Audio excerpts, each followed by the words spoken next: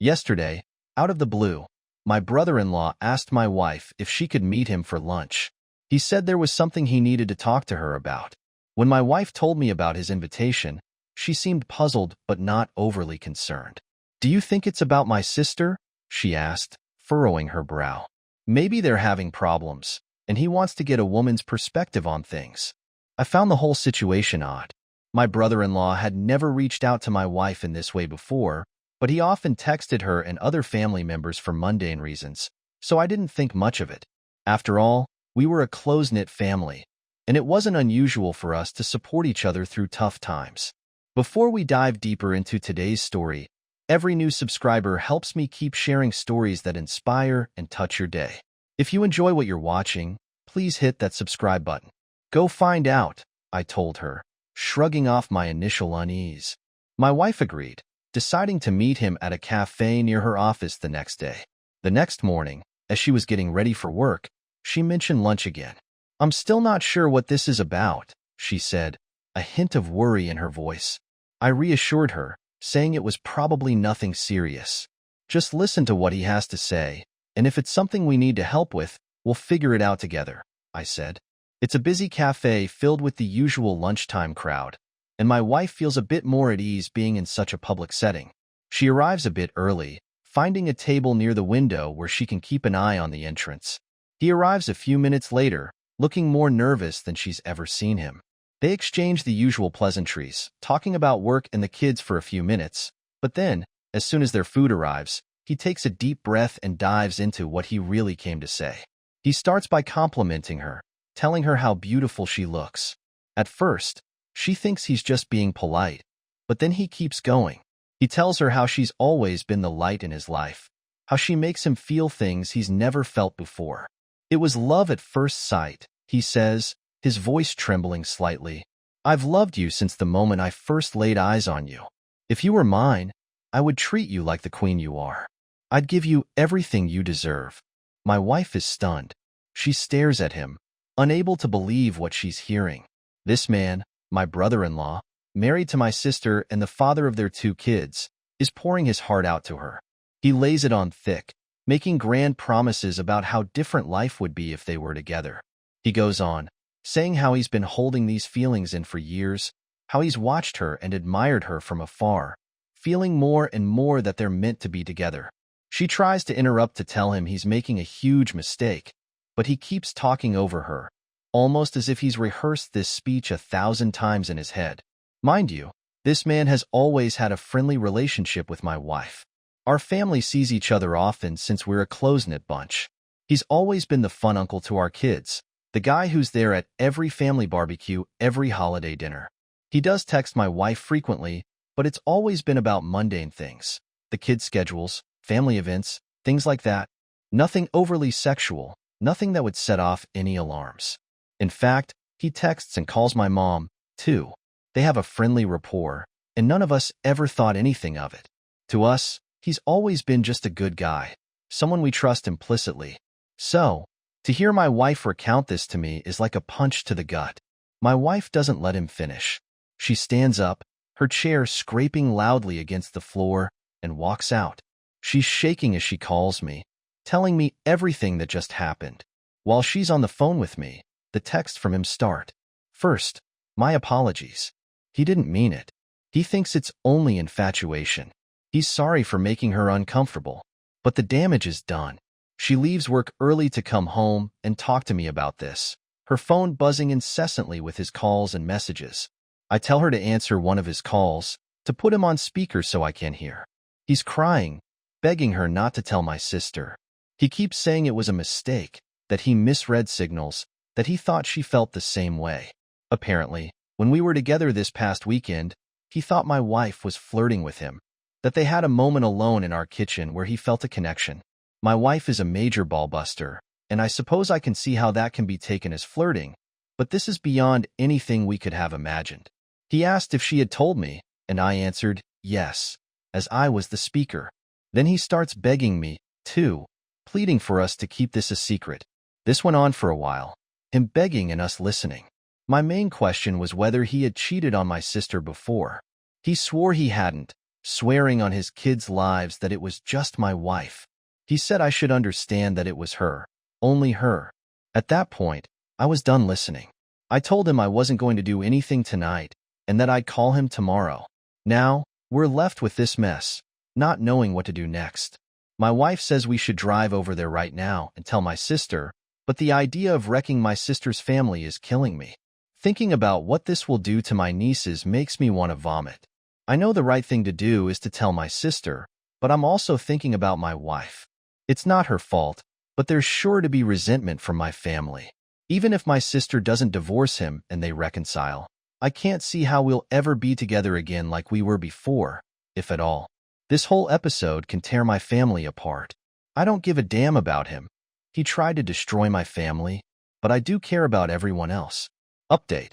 So, everyone who told me last night that I couldn't wait to tell my sister was right. A little after 12, I got a call from my sister. She sounded upset and said she had to tell me something.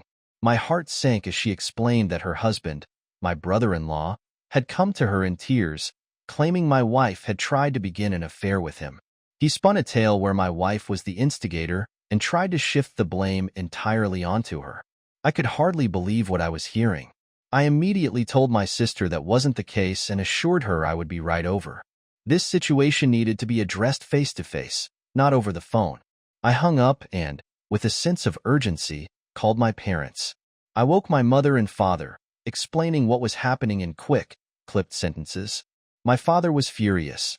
My mother sounded shocked but resolute. They agreed to head over to my sister's house to sit with her kids, offering the support she would desperately need right now. Next, I called my younger brother. He groggily answered, confusion turning to alarm as I filled him in. He promised to come over to our place and stay with our kids, ensuring they wouldn't be left alone during this turmoil. His calm, steady presence would be a comfort to them. Meanwhile, my wife was already gathering her things, her face pale and drawn. She was dreading the confrontation but knew it was necessary. We left the house in a hurry, and the drive to my sister's place felt longer than it actually was. The silence in the car was heavy, both of us lost in our thoughts. When we arrived, the scene was even more tense than I had imagined. My sister is out on the front porch with my brother-in-law. When we get there, he looks beaten, eyes downcast, his posture slumped in defeat. He knows we have the texts and voicemails, the undeniable proof of his betrayal. I really don't know what he was hoping to accomplish by calling my sister in the middle of the night with his lies. Maybe he thought he could get ahead of the story and twist the narrative to save himself, but it was a futile effort. As we walk up to them, the tension in the air is palpable. My wife is trembling, her face a mask of controlled anger and hurt. She hands my sister her phone without a word. My sister takes it, her hands steady but her eyes burning with a mix of fury and pain. She scrolls through the texts, her expression hardening with each one she reads. Then she listens to the voicemails, the damning evidence of his declarations and her refusals. Before she can say anything, my brother-in-law starts sobbing. This is a man who runs into burning buildings and faces danger daily without flinching. Seeing him like this, broken and vulnerable, is jarring. His cries are deep and guttural, raw with regret and fear. It's a scene that's almost surreal. A big, tough firefighter brought to his knees by his own actions. My sister's face remains impassive, a mask of stern resolve. She's always been tough, but right now, she's unyielding. She waits for him to finish, her silence more powerful than any words. When he finally quiets down, still hiccuping with the remnants of his sobs, she speaks. "Pack a bag and go," she says, her voice cold and clear. "I can't stand to look at you." He tries to argue, to plead his case, but she's having none of it. "Stop it," she snaps, cutting through his words. "There's nothing you can say that will make this better." She turns away from him, walks over to my wife, and pulls her into a hug. It's a moment of solidarity between them, a small comfort in the middle of this nightmare. They've been friends since college, and the strength of their bond is evident. It's a relief to see that, despite everything, they're standing together. This leaves me standing with my brother-in-law. He's a wreck, his face red and swollen from crying, his shoulders slumped. He looks at me, his eyes pleading for some kind of understanding or forgiveness, but I have none to offer. He tries to speak, his voice cracking, but I cut him off. You need to leave, I say firmly. This is your mess. You need to deal with the consequences. He nods, defeated, and slowly makes his way inside to pack his things. My sister stays with my wife, the two of them talking quietly, leaning on each other for support. The rest of the night is a blur of conversations and plans. We all rally around my sister, helping her figure out what to do next and how to protect her kids from the fallout. My sister begins questioning my wife, trying to understand why her husband thought any of this could possibly work out. He must have had some reason to believe she reciprocated his feelings. My sister insisted that there hadn't been any issues in their marriage. Everything had been normal. My wife is crying at this point, tears streaming down her face as she tries to make sense of the situation. There's nothing you haven't seen, she says, her voice shaking. She hands my sister her phone again, and together, they painstakingly go through every text message sent over the past 2 years. They read each one carefully, looking for any hint of inappropriate behavior. But there's nothing there. My wife was just being herself. She has a playful personality, always joking around and teasing. It's part of what makes her so lovable and approachable. My brother-in-law has a similar sense of humor, and they've always teased each other in a lighthearted, harmless way. She does the same with my mom and my younger brother. It's just how she interacts with people. The only incident my wife can think of that might have been misconstrued happened this past weekend. She recounts it, trying to pinpoint where things went wrong. They were all together at our place, and she and my brother-in-law both reached for the fridge at the same time. They playfully jostled for who would get there first, laughing as they did so. He let her win, but then he reached around her waist to grab a beer, moving his hand slowly. She admits that, in that moment, the way he did it felt a little inappropriate. It was a fleeting feeling, and she brushed it off, not wanting to make a big deal out of it. She wonders now if her silence gave him some misguided hope. My sister listens, her expression softening. She doesn't blame my wife for any of this. She knows her well enough to understand that her playful nature isn't an invitation for anything more. It's not your fault, she reassures her, and my wife nods, though the guilt still lingers. As they finish reading through the messages, it's clear there was never any mutual attraction, no hidden signals or secret flirtations. My wife was just being herself, and my brother-in-law took that and twisted it into something it wasn't. The realization that this misunderstanding has caused so much pain is almost too much to bear. But at least for now, my sister's belief in my wife remains intact. Then, my sister started going through his MacBook to see what else she didn't know about. She's angry and frantic at this point, her hands shaking as she types. She guesses the password, and on the third try, she's in. With a deep breath, she starts searching through his files, looking for anything that might shed more light on this nightmare. It doesn't take long before she finds something disturbing. There, buried in a folder labeled innocuously, are a lot of pictures of my wife. They date back years, and what's more unsettling is that they're always isolated shots. Just her, never in group settings or candid family moments. My sister clicks through them, her anger turning into a cold, creeping horror. One set of photos stands out. A few years ago, we went on a couple's trip to the Caribbean. It was a rare vacation without the kids, and my wife, feeling more relaxed in the adults-only environment, had worn a bikini. She usually doesn't, preferring more modest swimwear, but this time, she had felt comfortable enough to do so. There were probably 50 pictures of her in that bikini, each one taken without her knowledge. My sister's face pales as she scrolls through them. It's clear he's been secretly snapping these photos for years, collecting them obsessively. The realization that he's been harboring this fixation, lurking in the shadows of family events, sends a shiver down her spine. Does this now enter restraining order territory? She wonders aloud, her voice barely above a whisper.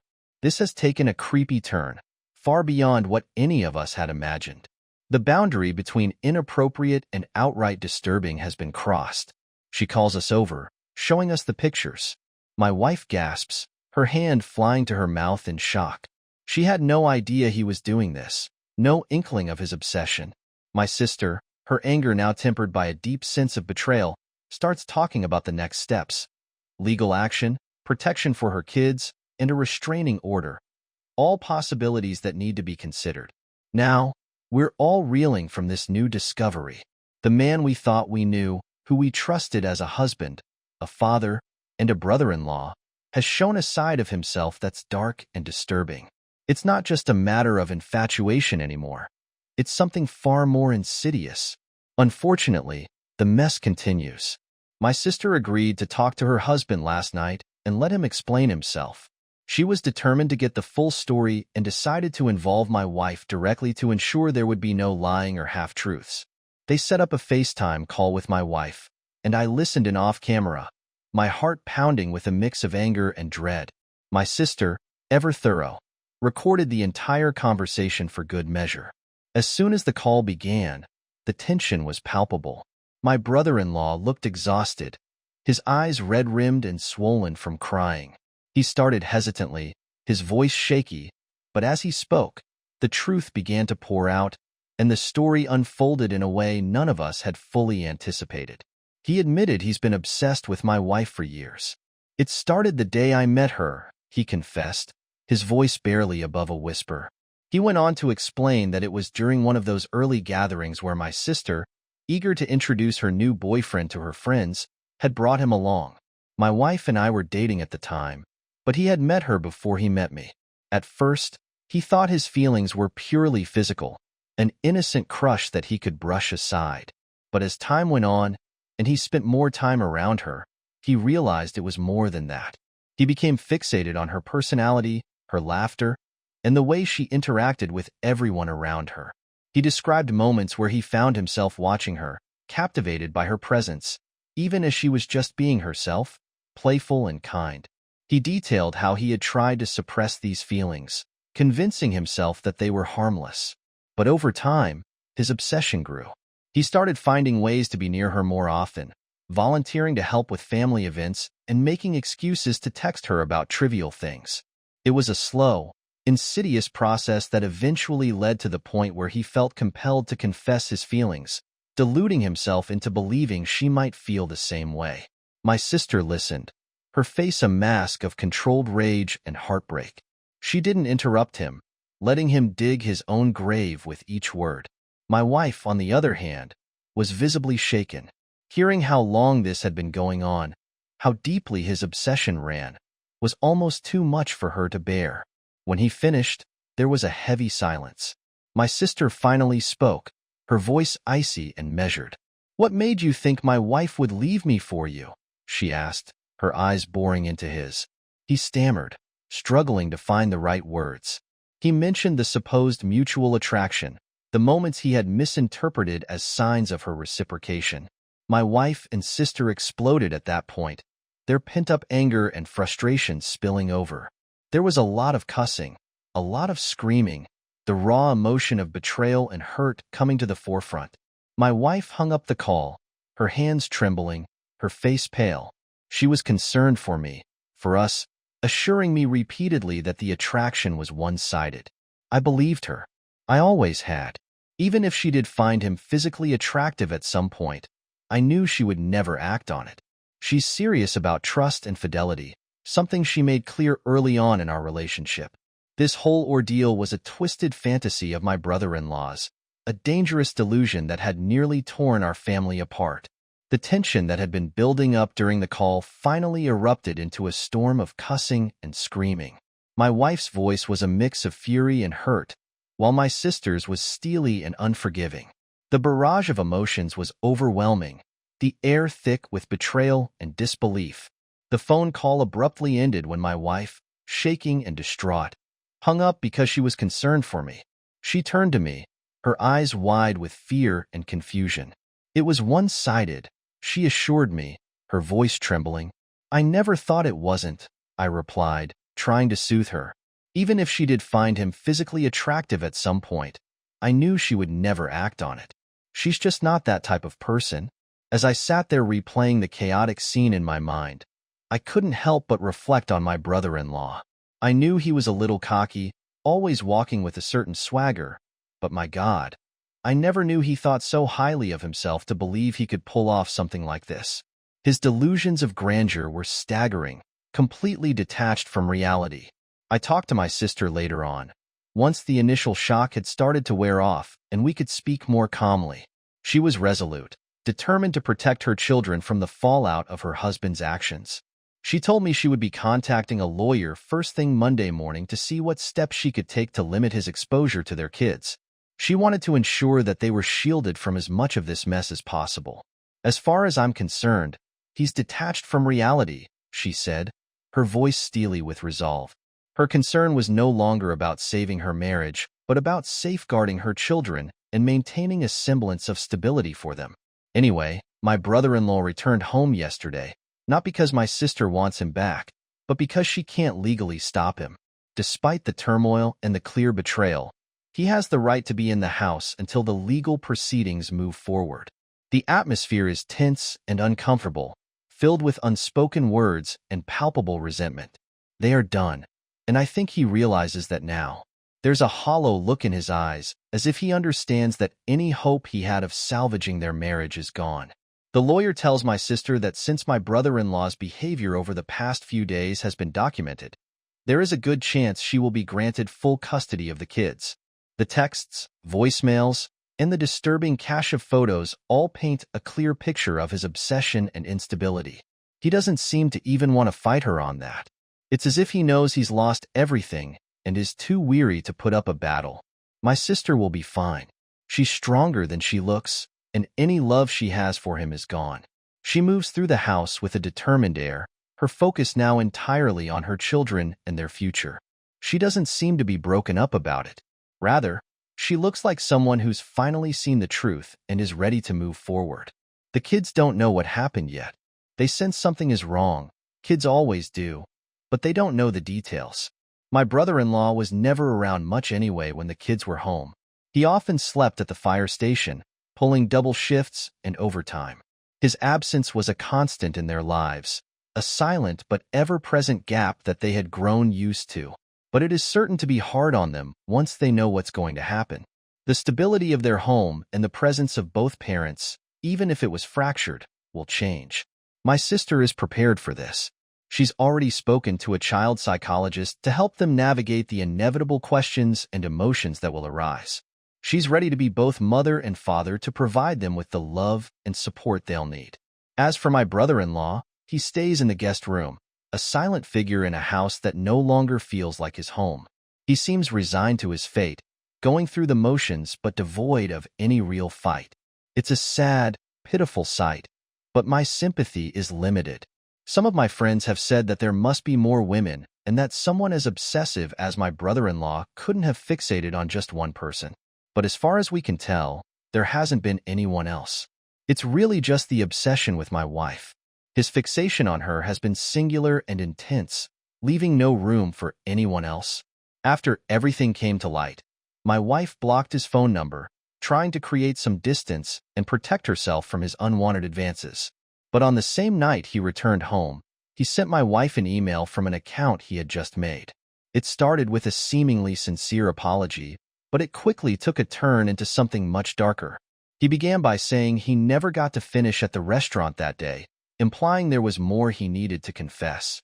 Then he launched into paragraphs and paragraphs about all the things he loves about my wife. He detailed the desperation he felt, the overwhelming emotions that had driven him to act so irrationally. He recounted every little detail he admired about her, her smile, her laugh, the way she interacted with others. It was unsettling, to say the least, to see his obsession laid out so starkly. He mentioned their supposed mutual attraction again, insisting that there was a palpable sexual tension between them that he had always felt. He was delusional, mistaking her friendly, playful nature for something more. He painted a picture of a connection that existed only in his mind, a fantasy that he had convinced himself was real. The email ended with a rather large section about me. Let's just say I didn't know he had such a low opinion of me. He was quite certain that I was not satisfying my wife properly. He criticized everything from my appearance to my demeanor, implying that I was somehow unworthy of her. His words were meant to undermine me, to sow seeds of doubt and insecurity. Reading the email was a gut punch. It was clear that his obsession with my wife had twisted his perceptions and fueled his disdain for me. He saw me as an obstacle, someone unworthy of the woman he had placed on a pedestal. But instead of feeling threatened, it only solidified my resolve to protect my wife and my family from his delusions. We forwarded the email to my sister and her lawyer. It was more evidence of his unstable state of mind, another piece of the puzzle that showed just how far gone he was. This email, with its mix of apology, obsession, and vitriol, might be enough to get him removed from the house permanently. For now, my wife and I are taking it one day at a time. The support from our friends and family has been invaluable, helping us navigate this surreal and painful situation. Finally, my wife isn't doing great, but she is improving each day. She does feel guilty for being too comfortable around my brother-in-law. Normally, she is very careful about setting boundaries with other men. In case it wasn't clear, my wife is quite stunning and receives a lot of male attention. However, she felt safe around my brother-in-law because he was family, and she never thought he would cross any lines. Fortunately, she and my sister are on good terms, and there doesn't seem to be any resentment, which is a relief. We will all be okay, but it will take time. Thank you to everyone who commented and offered their support. My primary concern throughout this was my sister and her children. The impact of my brother-in-law's actions on their lives is immense. Ensuring their protection and emotional well-being became our priority. Children, especially, need shielding from such toxic situations to maintain their sense of security and normalcy. When faced with such a situation, it's essential to act quickly and decisively. We didn't hesitate to gather evidence, confront the issue, and involve legal help to ensure the safety and well-being of everyone involved. Procrastination or denial could have led to further harm. Thank you for following along with this shocking and heartbreaking story. In the end, it's a powerful reminder that trust, boundaries, and respect are non-negotiable in any relationship, especially within a family. The betrayal here was deep, but the strength of the wife and sister and their unwavering support for each other shows how important it is to stand together in the face of such challenges. While this nightmare will take time to heal, one thing is clear. Family can be the source of comfort and strength as long as those bonds are rooted in trust and mutual respect. Thank you for watching. If you haven't subscribed yet, please do so and hit the notification bell to stay updated with more stories that remind us of the power of resilience and the importance of protecting those we love.